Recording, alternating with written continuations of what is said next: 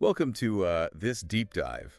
And today we're going to try to figure out a really interesting story.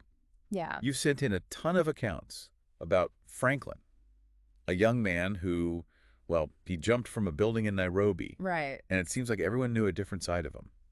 Yeah, we have accounts from all sorts of people, like the janitor at his building, bus conductors, Right. people who worked at restaurants, even a pawnbroker. A pawnbroker. Yeah. Wow. Okay. It's like each of these people just saw one small part of who he was. I see. Like pieces of a puzzle. Exactly. That's what we're going to try to do in this deep dive. Try to put those pieces together, and we'll Yeah. try to make sense of Franklin's final days. Yeah, figure out what was going through his mind. Right, his motivations. Exactly. And it's going to be really interesting because, like you said, these people all saw different sides of him. Right. So we have some accounts that talk about him being really intellectual, like he had all these economics books and Yeah. he liked to draw sketches and stuff. But then we also have stories about him like goofing off with his girlfriend Yeah, I remember at a construction site, so it's like, Yeah. who was he really? Right. Was he this serious intellectual guy, or was he kind of a playful, fun-loving guy? Yeah. And was it both?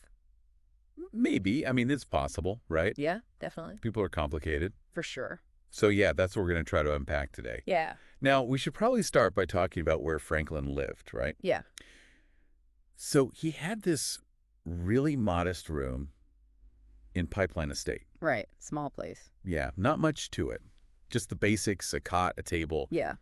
But here's where things start to get a little weird. Oh, okay. So the janitor at Franklin's building, he found Franklin's door wide open on the morning of the 9th. The 9th. Yeah. Okay. And that was totally out of character for Franklin. Apparently he always kept his door locked. You're right. And it's Pipeline Estate, know. Yeah.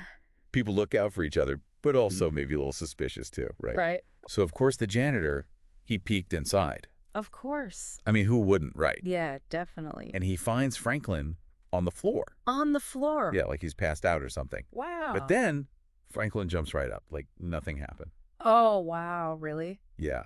And, So he was okay. well, he seemed okay. He gave the janitor some money. Oh, wow. Yeah, said thanks for looking out for him, and had this big smile on his face. Okay, so maybe he was just sleeping.